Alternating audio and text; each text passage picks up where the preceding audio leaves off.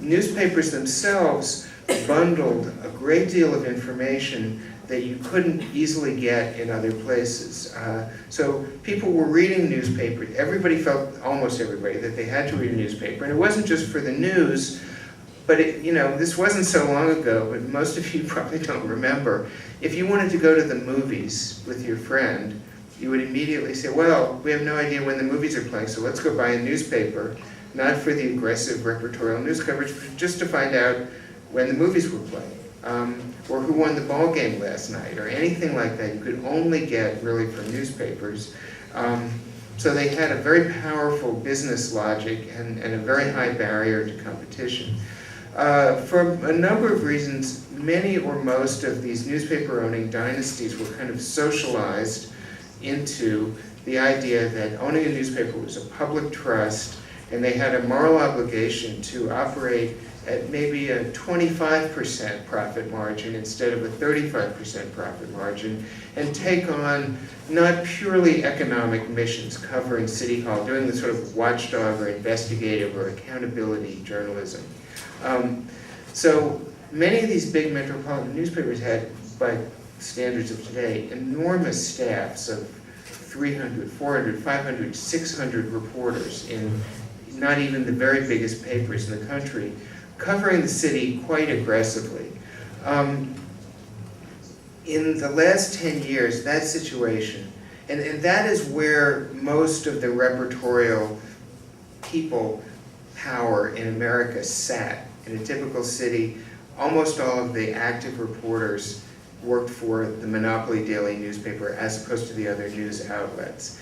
In that sector, something very dramatic has happened in the last 10 years, and there's been, I think, primarily because of the internet. There's some other factors too. A huge reduction in almost every case in the size of the newsroom in these newspapers.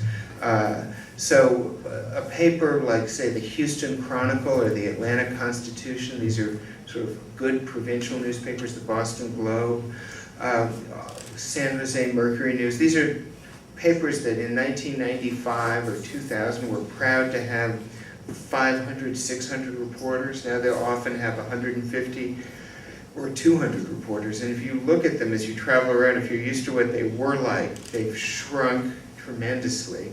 The profitability has decreased tremendously. A lot of individual newspapers and newspaper chains made disastrous decisions in the middle of the last decade to borrow a lot of money to acquire lots of newspapers.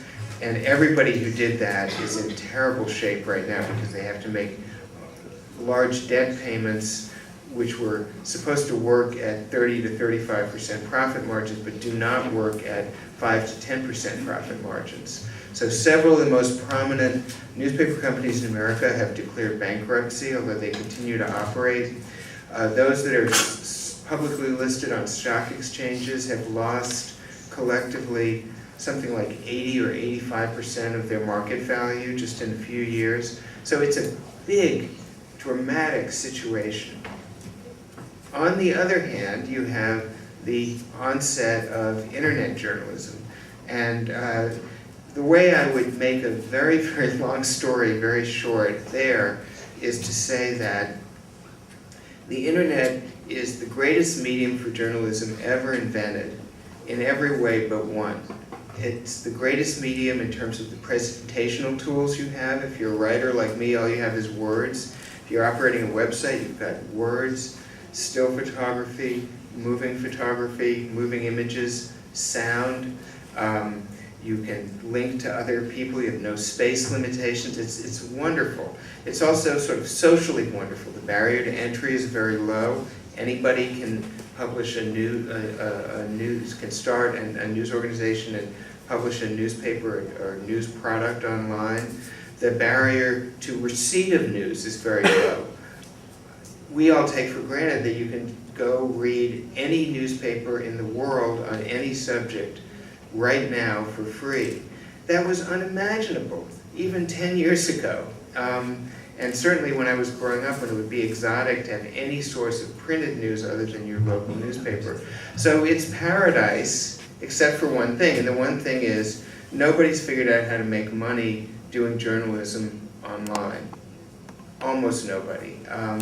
It just does not support itself economically at this moment, partly because, you know, it should be axiomatic, more axiomatic than it is. If you have a business where there's no barrier to entry and no cost to the product, it's very hard to make money in that business.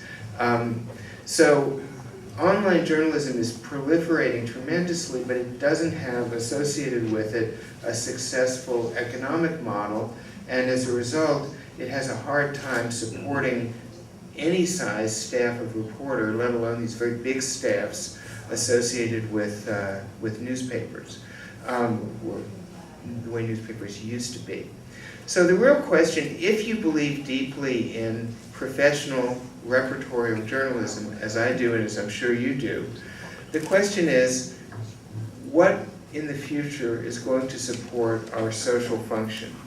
Now, I go to a lot of conferences on the state of journalism and the future of journalism, and at this point in the conversation, someone gets up and says inevitably, oh, someone will invent the new business model online and then everything will be fine.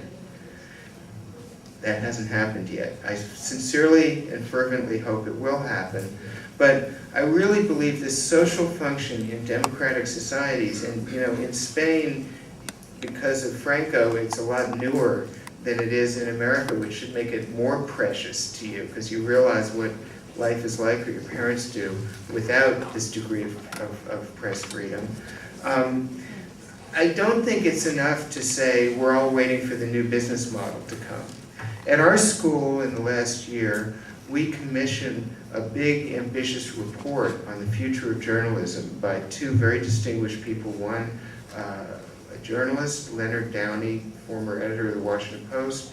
One, a scholar of media and democracy, Michael Schudson, who's on our faculty. This report came out in October. You can read it on our website. It's called The Reconstruction of American Journalism.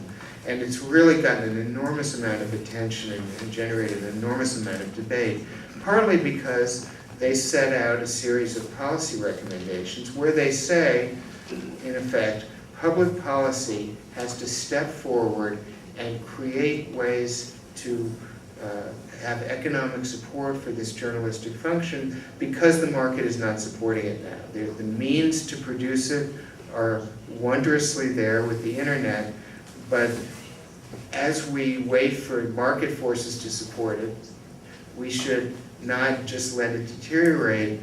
The not-for-profit sector and the public sector should step in.